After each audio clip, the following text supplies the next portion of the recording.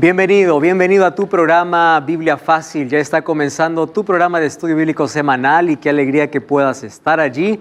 Como siempre, con Biblia en mano y una disposición en el corazón, en la mente, para poder recibir la palabra, no solamente comprenderla, sino también aceptarla y vivirla. Gracias por acompañarnos cada semana y tú ya sabes que nosotros estamos aquí con 6 amigos en esta temporada compartiendo esta serie especial sobre el santuario como camino de Dios. Hasta aquí ya vimos ritos, aquí ya vimos los muebles que hay en el santuario, el propósito del santuario, cómo era el evangelio en símbolos dado por Dios para su pueblo en el Antiguo Testamento. Y aprendimos la importancia de cómo Jesús, cuando vino a esta tierra, recorrió ese camino. Primero vino al campamento, luego entró en el atrio o patio y hoy veremos cómo Jesús continúa ese recorrido por el santuario, solo que en nuestro tema de hoy vamos a ver cómo Jesús ingresa al lugar santo. Bienvenido una vez más a este programa. Grande abrazo para ti que siempre estás participando de nuestra programación cada semana y bienvenido una vez más. Que el Señor te bendiga grandemente. Gracias por separar este tiempo tan especial para juntos estudiar la palabra de Dios. ¿Estás listo para abrir la Biblia? Interesante ver el recorrido que Jesús hizo desde el momento que vino a este mundo, como cumplimiento de una promesa que hizo allá en el Edén Adán y Eva. Recuerden que Génesis 3:15 es la primera promesa, la primera profecía, y allí en Génesis 3:15 encontramos la promesa de un Salvador que vendría para poder restaurar o rescatar a toda la humanidad. Hoy vamos a ver cómo es que Jesús cumple ese recorrido ingresando al lugar santo. En el programa anterior vimos cómo Jesús entró al atrio, pasó por la fuente de agua, demoró 30 años para pasar del campamento al atrio. Cuando entró al atrio, entró a la fuente de agua, representado por el bautismo, y de la fuente de agua hasta el altar de holocausto, que era representado, eso significaba el Calvario, demoró 3 años y medio. Analizamos la profecía de Daniel, capítulo 9, como ya en el siglo VI antes de Cristo estaba profetizado exactamente el tiempo en el cronograma divino. Hoy vamos a ver en qué momento o cuántos días Jesús demora para salir, después de su muerte, para poder entrar al lugar santo, para poder hacer ese recorrido. Antes quiero ver con ustedes un asunto muy interesante. En la Biblia encontramos algunos libros especiales que hablan sobre el santuario. En sí, toda la Biblia, la mente del escritor siempre estaba enfocado en el santuario. En el libro de Éxodo encontramos el pacto y la estructura del santuario. El libro de Levítico comprendemos cuál es el ritual del santuario. Ahí encontramos los tipos de ofrendas, encontramos las fiestas también en el libro de Levítico. En el libro de Salmos encontramos la adoración que se daba a Dios en el santuario. Los salmos eran la música que se cantaba en el santuario. Y en el libro de Daniel y Apocalipsis encontramos que el tema central es el santuario. Tanto que Apocalipsis está dividido por 7 escenas, que todas comienzan en el santuario. Y el libro de Daniel habla de la purificación del santuario, trayendo para nosotros la profecía más larga de la Biblia. 2300 tardes y mañanas, como ya vimos aquí, que una tarde y una mañana representa un día y un día en profecía representa un año. Entonces, la profecía más larga está en el libro de Daniel, con el énfasis en la purificación del santuario celestial. Y finalmente, el libro de Hebreos, nosotros encontramos el ministerio de Cristo. Para poder entender cómo es que en el cielo hay un santuario, el santuario real, lo que hizo Moisés fue apenas una miniatura, una sombra, tenemos que leer Hebreos. En Hebreos encontramos el sacrificio de Cristo, la mediación de Jesucristo. El libro de Hebreos es extraordinario para poder entender no solamente lo que Jesús hizo, sino lo que Jesús hace hoy en nuestro favor. Ahora, cuando nosotros estudiamos el santuario, cambia nuestra manera de ver la vida. Por eso es que un cristiano que se acerca para poder analizar, investigar, profundizar su conocimiento de salvación en el santuario, cambia su vida. Y miren, vamos al libro de Salmos capítulo 73 y vamos a encontrar una experiencia extraordinaria que puede ser nuestra experiencia hoy. Salmos capítulo 73. Yo voy a pedir que todos puedan tener ahí el texto, quizás nos pueden ayudar con la lectura. Y allí vamos a encontrar la historia de Asaf. Otra vez Asaf aquí escribiendo. Recuerden que Asaf ya nos mencionó que el camino de Dios es el santuario. ¿Y por qué él menciona eso? Porque en Salmo 73 él nos cuenta su experiencia. Cómo cambió la visión de la vida cuando entró al santuario. Vamos a comenzar entonces por Karina. Vamos allí a Salmos capítulo 73, versículo 1. Vamos a leer 1 y 2, por favor. Dios es realmente bueno con Israel, con los limpios de corazón. En cuanto a mí, casi se deslizaron mis pies, por poco resbalaron mis pasos. Vamos, Carla, versículo 3, por favor. Porque tuve envidia de los arrogantes al ver la prosperidad de los impíos. ¿Puede leer el versículo 7 también? 7, el versículo 7. Sus ojos les saltan de grosura, logran con creces los antojos de su corazón. Wow. Vamos allí, Laura, versículo 12. Estos impíos, sin ser turbados por el mundo, alcanzaron riquezas. Versículo 13. ¿13? 13. En verdad, en vano he limpiado mi corazón y lavado mis manos en inocencia. Muy bien. Vamos a parar allí y luego vamos a continuar con la lectura. ¿Qué cosa está diciendo Asaf? Él está presentando una queja. Él comienza diciendo, Dios es bueno, como todo el mundo puede hablar. Dios es bueno. Pero Dios es bueno para los que son limpios. Y él dice, yo les voy a contar mi experiencia. En cuanto a mí casi me resbalé. ¿Por qué? Porque yo tuve envidia de los arrogantes. ¿Y por qué tuve envidia? Porque vi cómo a ellos les iba tan bien, lejos de Dios, y a mí me iba tan mal creyendo en Dios. Y eso es lo que está diciendo, contando su experiencia. Es decir, el arrogante vive bien, dice el versículo 7. Sus ojos le saltan de gordura, crecen, ellos logran todos sus antojos. Ustedes ya saben, todo lo que el impío quiere, lo hace. Entonces allí, dice el versículo 12, estos, sin ser turbados, aumentan en riqueza. Y ahí presenta su queja. Entonces yo dije, ¿de qué sirve que haya limpiado mi corazón? Está contando su historia. O sea, ¿de qué sirve que yo sirva a Dios cuando a mí me va mal y al impío le va bien? ¿No les ha pasado eso muchas veces por la mente, verdad? ¿Por qué? Y la primera pregunta que a uno viene cuando alguna cosa mal sucede es, ¿qué hice? Porque nosotros creemos en un pago inmediato, cuando Dios habla de una recompensa final, no de una recompensa inmediata. No es que hoy te portaste mal, mañana te va a ir mal. Es verdad que hay que asumir consecuencias de nuestras decisiones, pero no es que Dios nos pague inmediatamente. Pero nosotros empezamos a mirar a los demás, tenemos envidia. Es decir, Él está abriendo su vida, como cualquiera de nosotros puede pasar. Vamos allí, Roque, vamos a leer el versículo 17. Por favor, tome el micrófono. 17. Hasta que entré al santuario de Dios, entonces entendí el destino final de ellos. Muy bien. ¿Qué cosa está diciendo Asaf?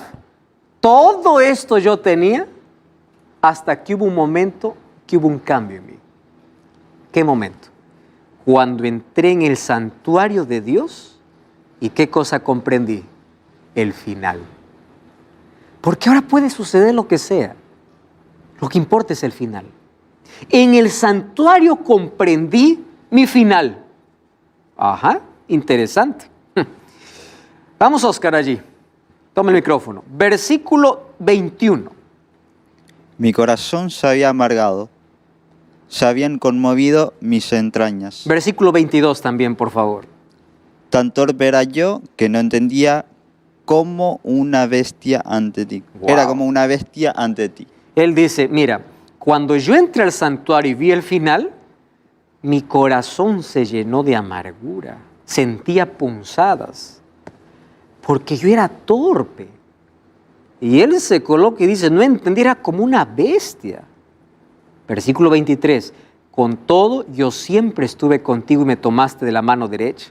Versículo 25, ¿a quién tengo yo en los cielos sino a ti?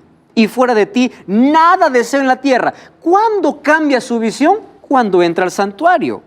Versículo 28, en cuanto a mí, el acercarme a Dios es el bien. He puesto en Jehová el Señor mi esperanza para contar todas sus obras. Cuando uno entra al santuario, comprende el santuario, cambia la visión de vida. Porque aquí entiende no solamente el amor de Dios, recordemos que el santuario demostraba 3 cosas. El sacrificio sustitutivo. ¿Cuál es lo segundo? El ministerio sacerdotal. Y número 3, el juicio final. Esas 3 cosas se entienden en el santuario. Entonces, cuando uno entra al santuario, no solamente mira el amor de Dios, sino el final.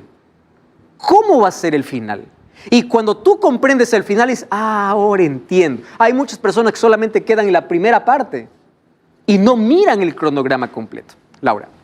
Cómo es impresionante que por ahí algo que leemos en la Biblia que pasó hace muchos, muchos años, nos pasa a nosotros también. O sea, a nosotros todo el tiempo estamos en esas situaciones que vos decís y no lo entendés hasta que podés verlo. Una de las cosas impresionantes que tenemos de la Biblia es que la Biblia no esconde nada de sus personajes. Si cometió algo malo, lo escribe. Si alguien se sintió mal, lo escribe. ¿Por qué?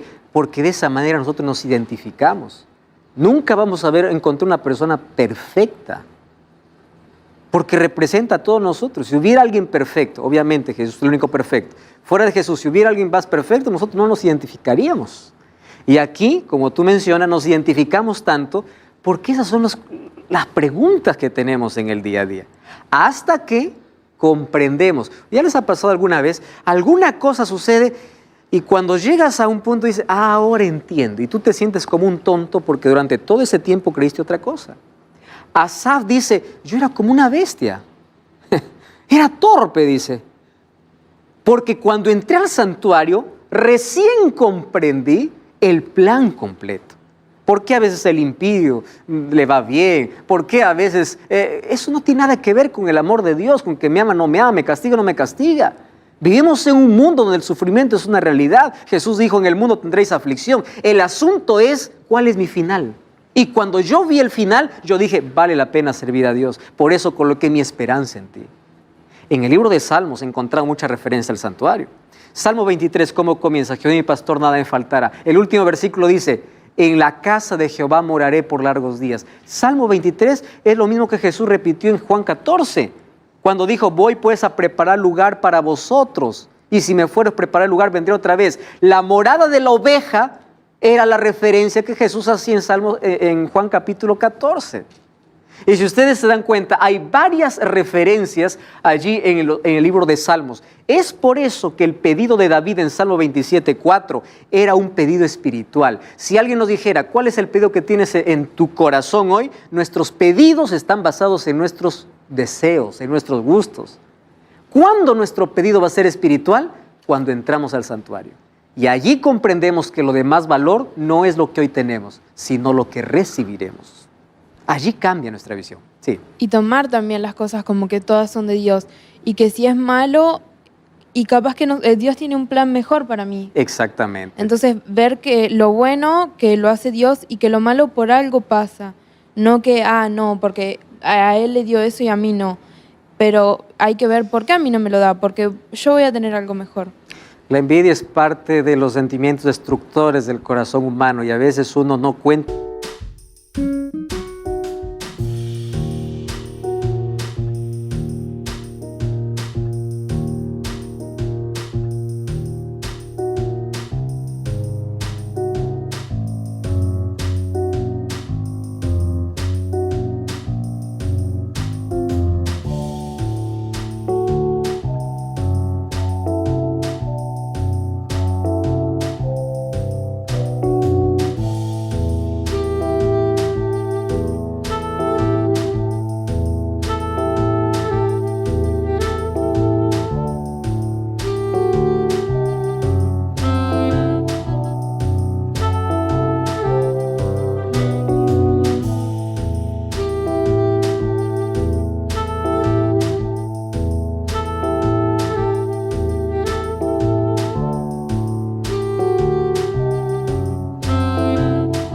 capta las bendiciones por contar qué cosa le falta.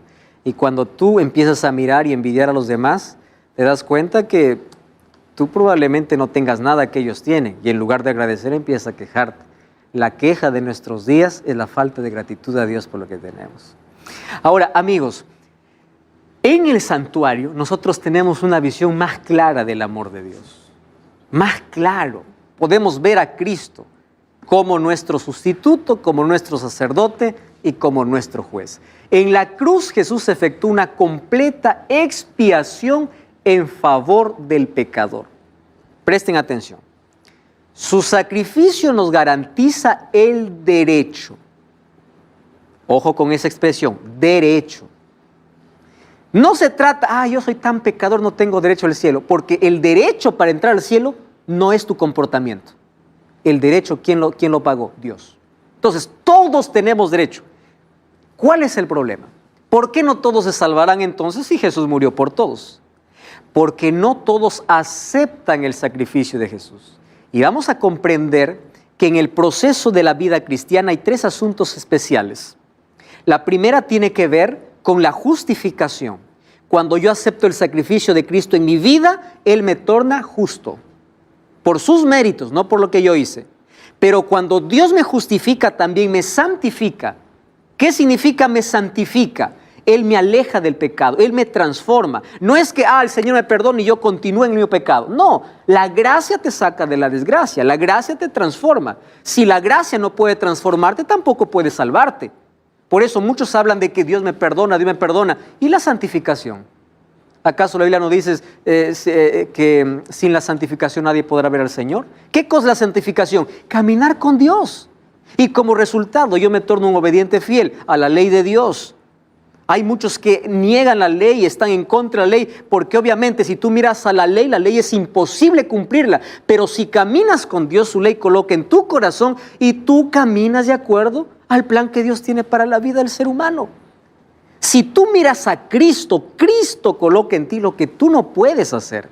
Eso es la vida de santificación. ¿Y cuál es el tercer momento? La glorificación. Cuando Cristo arranque de nosotros la naturaleza de pecado. Hoy, por más que caminemos con Cristo, tenemos una naturaleza de pecado escondida, que cuando nos alejamos de Cristo, esa naturaleza sale. Pero un día será arrancada para siempre de nuestra vida. Eso será el momento de la glorificación. ¿Cuándo ocurrirá? Cuando Cristo regrese. Esas 3 palabras que le dije, justificación, santificación y glorificación, se conoce con las 3 P's.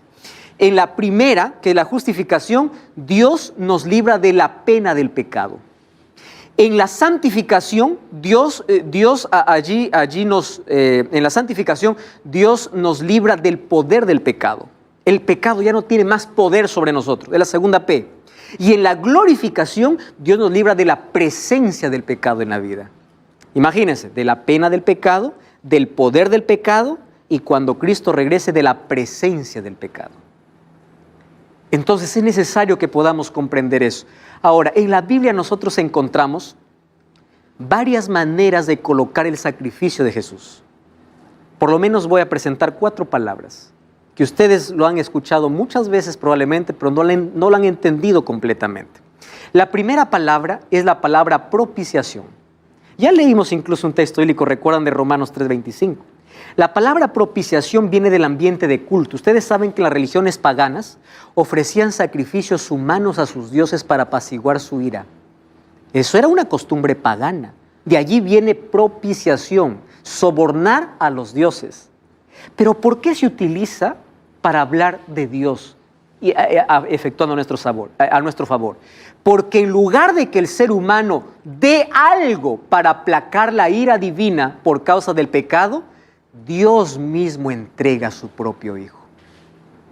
Y Él se hace propiciación. Entonces en las religiones paganas ellos creen que el ser humano tiene que dar algo. Pero la Biblia nos enseña que fue Dios mismo que entregó. Él se hizo propiciación. Él se colocó en nuestro lugar. Él pagó la condena del pecado. Nosotros no tenemos que hacer nada para poder allí alcanzar los méritos para salvación. Nosotros alcanzamos la salvación por los méritos de Cristo. Por eso la Biblia dice, por gracia somos salvos. Pero la gracia nos transforma, nos cambia. Hay una segunda palabra que se usa en la Biblia, ahí está el texto, Romanos 3:25, ¿no? Dios puso como propiciación, ¿a quién? A su Hijo. Y por su sangre nosotros tenemos propiciación. La segunda es la palabra redención. La palabra redención viene del ambiente de mercado. Cuando alguien iba al mercado en ese tiempo, había una manera de poder pagar el precio para libertar a un esclavo. De allí viene la palabra redención, de rescate. Y esa palabra es usada también en el libro de Primera de Pedro 1:16. Dice, sabiendo que fuiste rescatado de vuestra manera de vivir, la cual recibiste de vuestros padres, no con cosas corruptibles como oro o plata, sino con la sangre preciosa de Jesús. Dios pagó nuestro rescate. La tercera palabra que se usa allí es la palabra justificación. Viene de ambiente judicial. Cuando alguien es condenado, cuando el juez da la sentencia. Sin embargo, aquí en esta palabra encontramos una maravillosa promesa. Cuando nosotros nos presentamos allí con Jesucristo, dice Romanos 5:1, justificados pues por la fe, tenemos paz para con Dios por medio de Jesucristo nuestro Señor. Y Romanos 8:1 dice, ahora no hay ninguna condenación para los que están en Cristo Jesús. Él nos justifica. Él es nuestra justicia. Y hay otra palabra que la Biblia habla, de la palabra reconciliación. Este viene del ambiente familiar. Y hay un texto que me gusta, Romanos 5:10 dice, ustedes eran enemigos. Si siendo enemigos fuimos reconciliados con Dios por la muerte de su Hijo, mucho más estando reconciliados, seremos salvos para la vida. ¿Por qué del ambiente familiar? Después de una pelea, ¿verdad? Que los conflictos son inevitables en los hogares. El asunto es con cuánto tiempo se demora para la reconciliación. Y aquí usa esa palabra de un ambiente de las relaciones, porque nosotros fuimos creados por Dios, hechos para Él. Sin embargo, un día nos tornamos enemigos de Dios por nuestros pecados. Y fue Dios quien corrió tras el ser humano y Él nos reconcilió. Entonces, esas 4 palabras nos ayudan a entender el sacrificio completo de Jesús hecho allí a nuestro favor. Ahora, Jesús no solamente hizo el sacrificio. Quiero que me acompañen aquí. Cuando el Cordero moría aquí en este altar, ¿allí terminaba toda la ceremonia para que el pecador sea perdonado? No. ¿Qué cosa necesitaba? Que la sangre de ese Cordero muerto sea ingresado ¿a dónde? Al santuario. Entonces, si Jesús murió en la cruz, su trabajo, su obra no termina allí. Él necesitaba con su propia sangre entrar hasta el lugar santo, hasta el santuario. Y recordemos una cosa, ¿se acuerdan cuando les expliqué cuando un pecador traía el animal, confesaba sus pecados colocando la mano sobre su cabeza y de manera simbólica era transferido su pecado a ese animal inocente? Y cuando moría, esa sangre de ese animal, ya ¿qué cosa tenía? El pecado de aquel que había confesado. Y ese pecado ingresaba ¿a dónde? Al santuario. Por eso es que el santuario se contaminaba y era necesaria la purificación una vez por año. Eso se hacía en la tierra. Sin embargo, eso también era necesario que se haga en el cielo. El sacerdote tenía muchas funciones para hacer aquí en la tierra. No solamente era ofrecer los sacrificios, tenía que prender las lámparas, tenía que ofrecer incienso, tenía que interceder por el pueblo. El sacerdote tenía una ardua tarea diaria. La tarea de expiación, de intercesión y de poder brindar a todos el plan para que la lección pueda quedar clara, el plan de salvación para todo el pueblo. Además de eso, nosotros encontramos que en los ritos que hacía, todo el pueblo comprendía de que el santuario tenía que ser purificado por causa de sus pecados. Presten atención, acá hay una palabra interesante. Cada pecado perdonado era un pecado registrado, no en un papel. ¿Dónde quedaba registrado? En el santuario. Entonces, si el pecado quedaba registrado allí en el santuario tenía que ser purificado. Y quiero que ustedes puedan entender de manera clara este asunto. Durante todo el año, los sacrificios se hacían de afuera para adentro.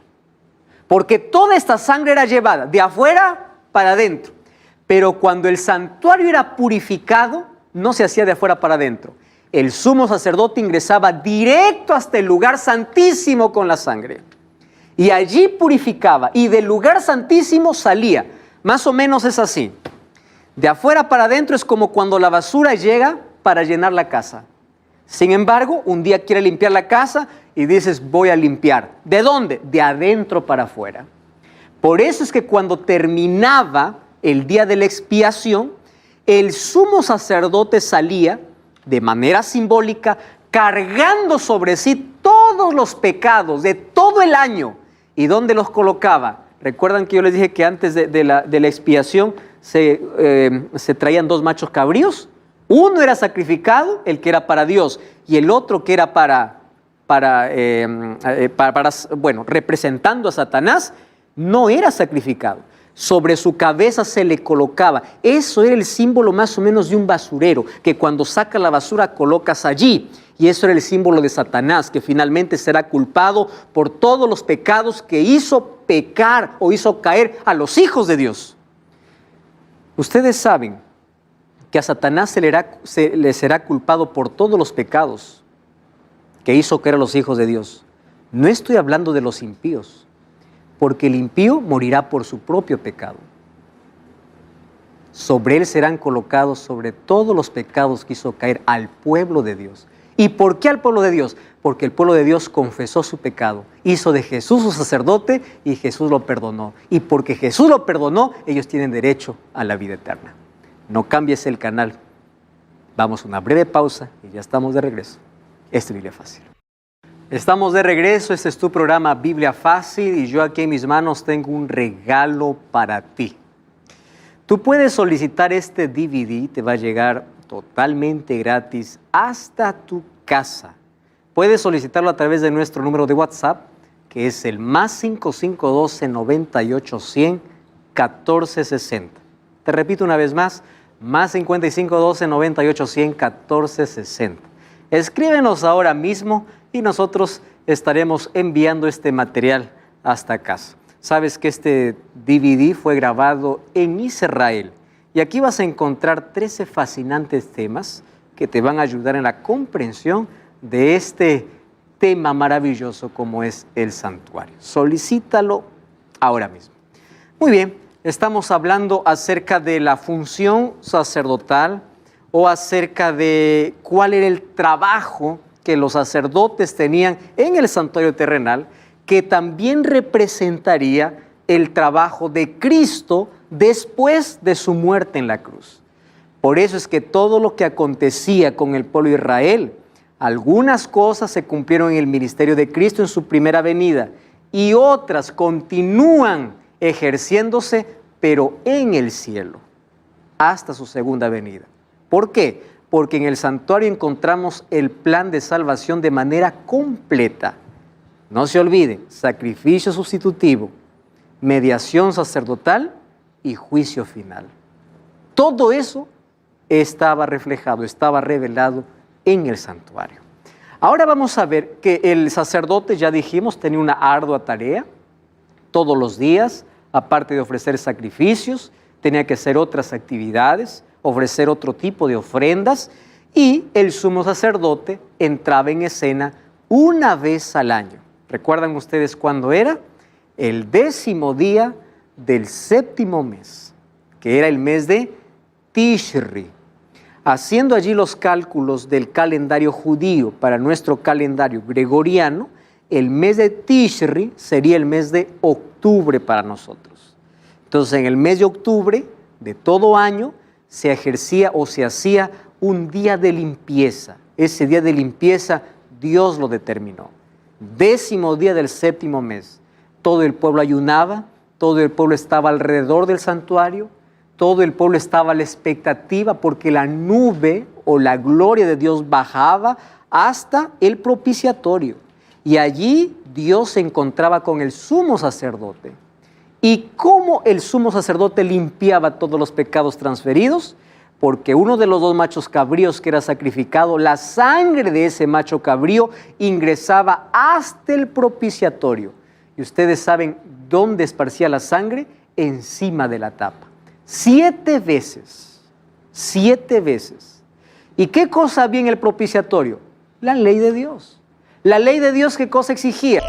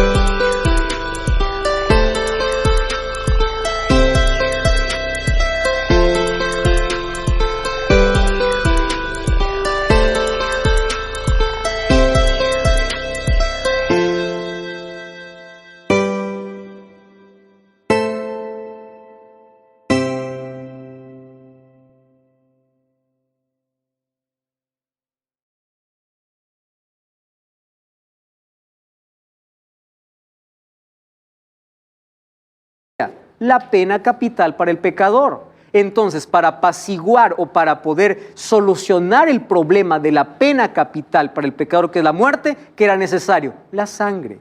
Y todos los pecados que habían contaminado el santuario durante un año, ahora el sumo sacerdote los sacaba para colocarlo sobre el otro macho cabrío, que era designado para Azazel. Azazel era un nombre que se le dio para el enemigo de Dios o para Satanás en el Antiguo Testamento.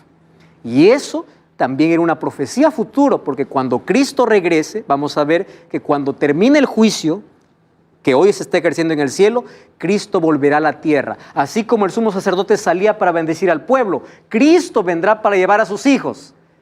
Y recuerden que ese macho cabrío, en Apocalipsis 21, aparece como Satanás en prisión por 1000 años. Por eso es que ese macho cabrío era llevado para el desierto y allí moría. Ahora vamos a encontrar que había una relación estructural y funcional entre los santuarios. Le voy a explicar esto de la siguiente manera. Espero que esto sea tan sencillo para entender. De manera estructural, porque las cosas que habían aquí de manera física son las cosas que en el cielo también existen. Obviamente que yo les dije que en el cielo, en el santuario real, las cosas son superiores. Lo que había aquí es una miniatura, es algo tan insignificante, es una sombra, pero ilustraba el plan de salvación. Entonces, de manera estructural es parecido. ¿Recuerdan cómo en Apocalipsis vimos que Jesús caminaba entre los 7 candelabros de oro? En el libro de Apocalipsis capítulo 1. Entonces quiere decir que candelabro también hay en el cielo. De manera estructural es parecida. Ahora, de manera funcional también lo es. ¿Por qué de manera funcional? Porque así como el sacerdote intercedía todos los días por el pueblo, Jesús intercede todos los días por el ser humano. Y aunque en el cielo no se necesita hacer sacrificios diarios, por eso Hebreos dice que Cristo entró una sola vez por su propio sacrificio y para siempre. Él no necesita hacer sacrificio cada día o cada mes, una sola vez. Su sangre fue suficiente para expiar o para poder salvar o para poder pagar la condenación de todo el mundo.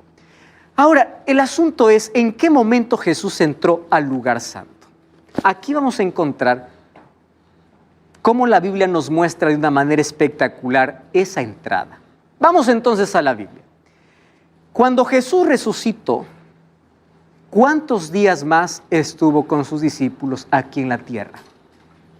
40 días. Abran sus Biblias, Hechos capítulo 1. ¿Está bien? Hechos capítulo 1, versículo 1 hasta el versículo 3. Dice así: en el primer escrito, Teófilo, me refería a todas las cosas que Jesús hizo y enseñó desde el comienzo, hasta el día que fue recibido arriba, después de haber dado mandamientos por el Espíritu Santo a los apóstoles que habían escogido. A ellos también, después de haber padecido, se presentó vivo con muchas pruebas indubitables, apareciéndoles, ¿cuántos días dice? 40 días, y hablándoles acerca del reino de Dios. ¿Qué día resucitó Jesús? domingo. ¿Recuerda con qué fiesta estaba simbolizada la resurrección de Jesús? Con la fiesta de las primicias. Y después de la fiesta de las primicias, ¿qué seguía? La fiesta del Pentecostés. ¿Cuántos días después de la fiesta de las primicias se celebraba la fiesta del Pentecostés? 50 días después. Jesús, después de resucitar, estuvo 40 días. Después de 40 días fue para el cielo y allí dice que Dios dio la orden. Miren el versículo, allí el versículo 8.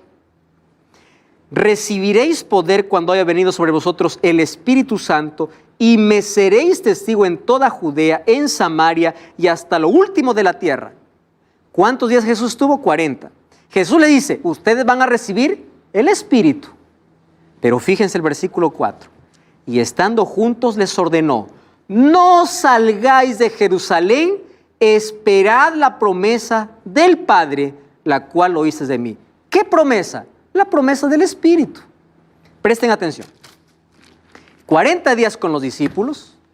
Después de 40 días dice, no salgan, quédense en Jerusalén. ¿Por qué? Va a venir el Espíritu. ¿Cuántos días esperaron los discípulos el Espíritu? 10 días. 40 más 10, ¿cuánto es? 50. Cuando se completó el día 50, que era un domingo, a las 9 de la mañana, ahorita vemos el texto, los apóstoles recibieron el Espíritu Santo. 9 de la mañana. ¿Qué se celebraba 50 días después de las primicias? De la cosecha, Pentecostés. Solo que ahora no era una cosecha de trigo, era cosecha de almas, porque 3,000 personas se bautizaron ese día. Pero esto tiene un significado especial.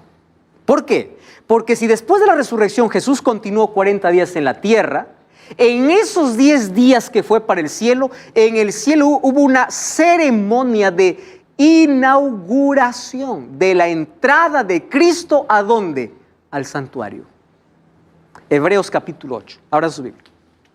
Mírenme. Hebreos capítulo 8, versículo 1 y versículo 2.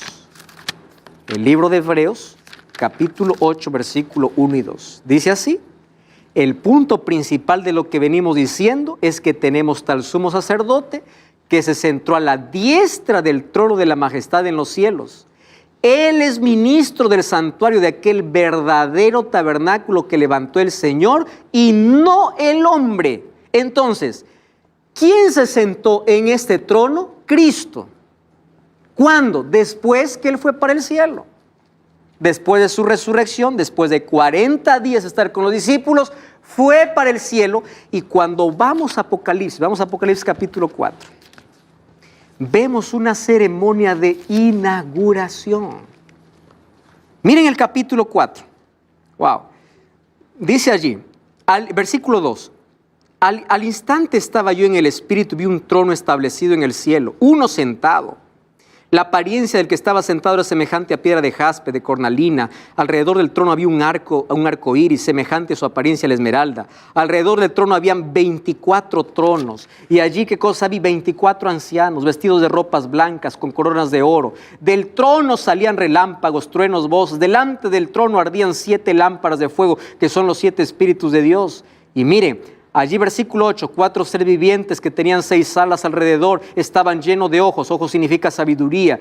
Día y noche sin cesar decían, santo, santo, santo es el Señor, Dios Todopoderoso, el que era, el que es y el que debe venir. Versículo 11, Señor, decían, digno eres de recibir la gloria, la honra y el poder, porque tú creaste todas las cosas.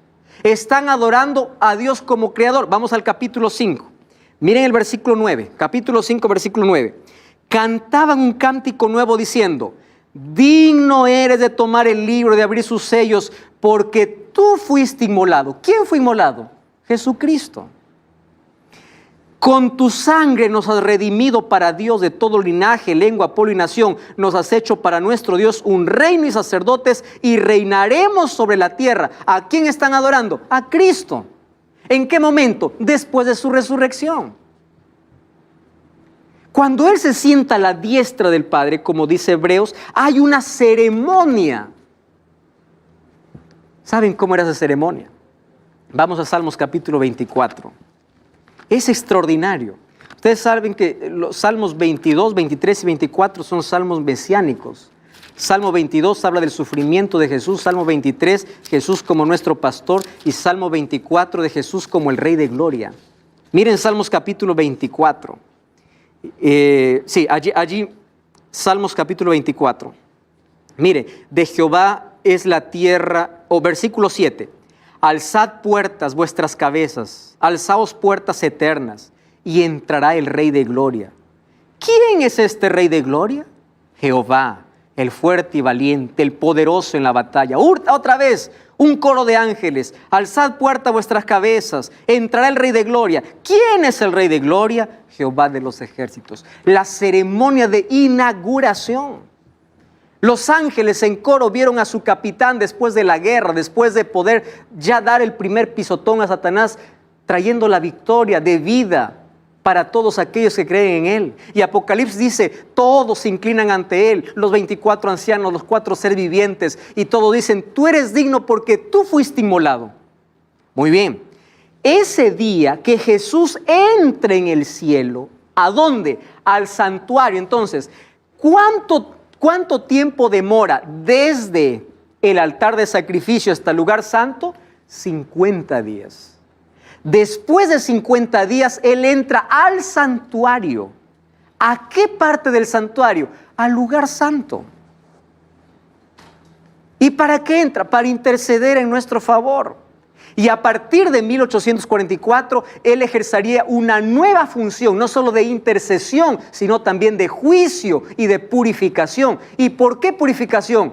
Porque en el lugar santísimo nuestros pecados serán eliminados, borrados. Por eso necesita ser limpio.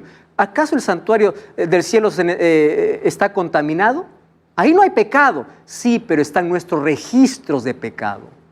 Y eso necesita ser eliminado. Así como por la sangre se contaminaba el santuario terrenal, nuestro registro de pecado también contamina el santuario celestial y necesita ser limpio. Entonces Jesús, después de 50 días, Él ingresó ¿a dónde? Al santuario, al lugar santo. Miren, el libro de Juan capítulo 7, versículo 39 dice, vamos a leer mejor el texto, es impresionante, porque allí vamos a comprender mejor qué cosa sucedió en el Pentecostés. Juan capítulo 7, versículo 39.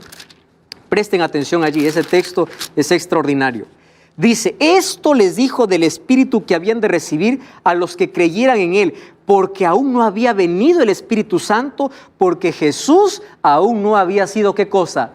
Glorificado. ¿Qué significa no había sido glorificado? Jesús todavía no fue inmolado y Jesús todavía no está dentro del santuario.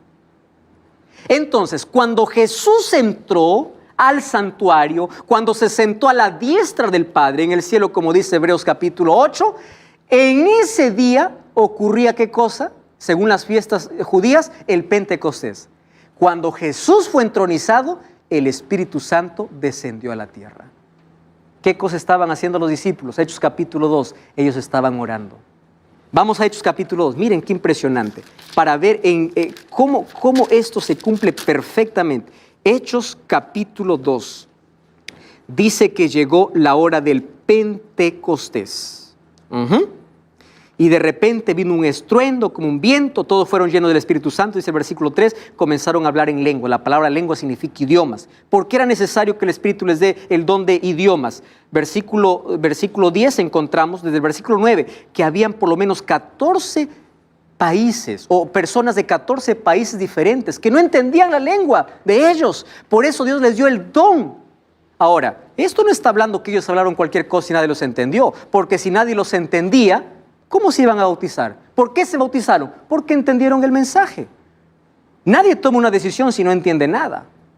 Esta gente tomó una decisión porque escuchó el mensaje en su propio idioma. Hoy dicen, no, hablar en lenguas es éxtasis espiritual, es hablar. No, la Biblia nunca habla de eso.